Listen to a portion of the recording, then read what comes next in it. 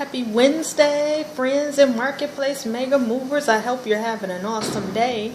Well, I'm Monica Whitfield, champion of the Monica Whitfield brand and organizer of the Marketplace Mega Movers Group, and I'm excited today because Wednesdays are usually my blog day, but today I'm doing something different. I decided to do a video blog, and I'm going to give you, share in a short video today some of the things that I wanted to share with you in writing. So this is my very first video, and I want you guys to go a little bit easy on me.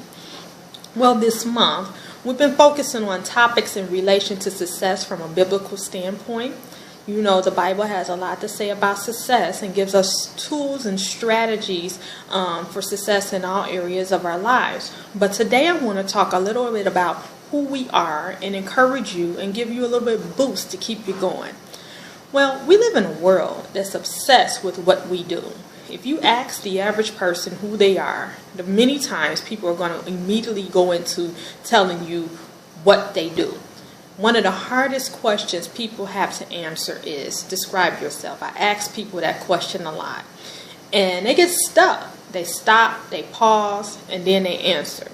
We've gotten so accustomed to explaining what we do, what we produce in this world, that we've lost sight of who we are. But that produces an issue. When you're no longer able to produce what you normally produce, life changes, situations change, positions get eliminated, people get ill and can't work. And so when they're unable to produce, they don't know who they are. They lose sight of who they are. When your identity is tied to what you produce, what you do, and you're unable to do that anymore, you're lost. I've been there. I've been in a position for a long period of time where I was able to do it with my eyes closed, but then it was eliminated, and I'm like, who am I? What am I going to do? How do I market myself to get back out there? I've experienced new leaders coming into organizations and changing things completely around and trying to figure out where I fit into this new scheme of things. It produces a challenge in trying to see what value you can offer. As you know, situations are always subject to change, but that does not mean that who you are and the identity of who you are changes. So when we're talking about who we are, the first thing we have to remember is that we are made in the image of God. When God created us, He created us to look like Him in the spirit. And we know that everything that exists in the spirit before it exists in physical form. So what does God look like? Well, God's creative. He created the world. And so when He created you and He put His spirit within you, you have to know and understand that there's a creative ability within you. God hovered over nothing and made things and people and systems upon systems to ensure the replication and that life was sustained within this earth. And you have the ability to do the same thing. God's creative genius and His spirit is embodied in every one of us. The answers to the problems that we are facing is within each and every one of our creative ability. We were created to solve a problem. There isn't a creative idea that's within us that isn't existent to solve a problem. We were created to do that, to solve problems. Doesn't necessarily mean that you have to create a business. Doesn't mean that you have to go out and start a new entity and able to accomplish that. But we can play a role in bringing it to pass. You have to remember, first of all, that you are a solution to a problem. And a creative spirit within you will bring it to pass. There's no such thing as an uncreative person in this world because we each embody the spirit of the creative living God. God was victorious, and so are you. It doesn't matter how many times you failed, how many times you've been overlooked, how many times you've been told no. You are victorious. You're a winner. I know hearing no sucks. I know being turned down for something you want is disappointing. I know that working hard is something so hard and only to see it fail tears your heart up. But that does not mean that you're a failure. I said it last week, our challenges, our obstacles, our failures, they make us stronger. They help us build endurance. They produce something greater within us. And when we look back at the things that didn't go the way that we planned them to go, and look at the situation not as a failure, we see that we grew from that situation. We learned something new. We found a new route. We experienced something that we promised that we're not going to experience it again. And these things, they didn't kill us.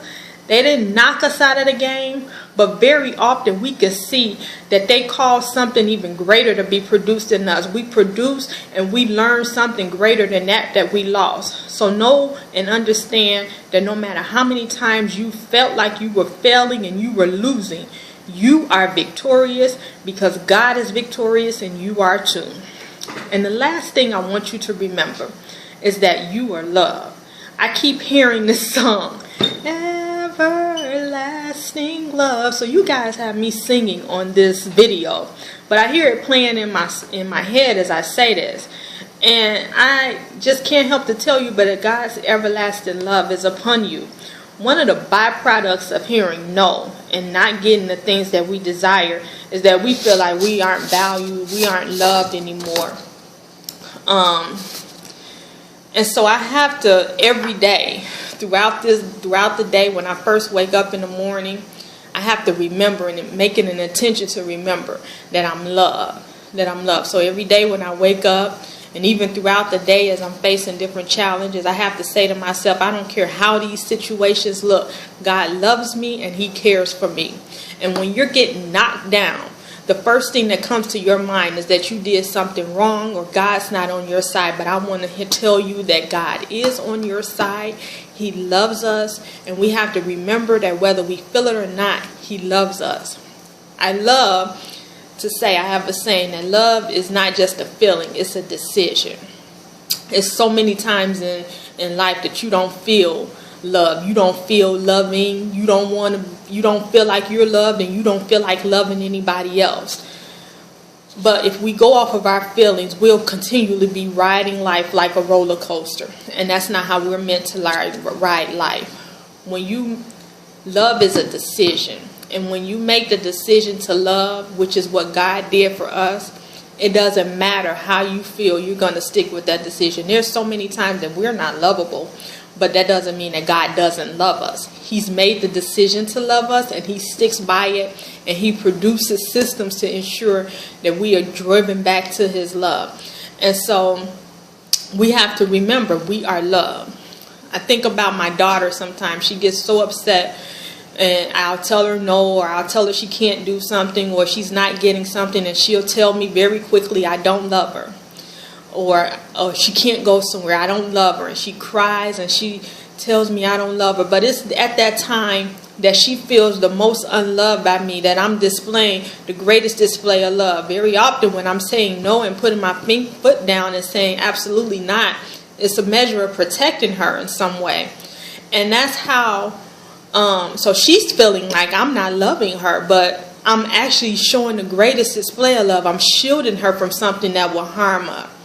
And so we have to keep that in mind, that we are loved at all times. Whether we feel it or not, God loves us. And He's very often displaying the greatest measure of love by keeping us from something that we really, really want. So always remember that you're loved. So as I wrap this up, I want to encourage you to connect with you, the real you, not the you that produces anything, but the real you, the God-designed you. The you that embodies the very presence of God and produces that life with every word that you speak.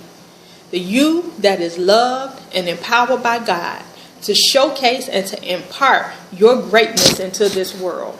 Find yourself not so much in what you produce, but in who God said you are. When you know who you are, you can walk into any situation and be that person.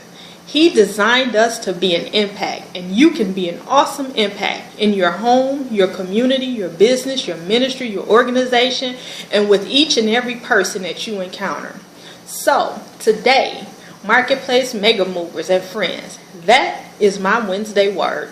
I hope you enjoyed it and that you're inspired to go into the world and live your creed today. So this is my first video. That's all I have to share with you guys. But I want you to let me know how I did. I want you to share with others. Leave me some comments. Don't give me any boos, please, please, please, please, unless I did really that bad. But I just want you guys to be encouraged, to have an awesome Wednesday, have an awesome week, and until next time, bye-bye.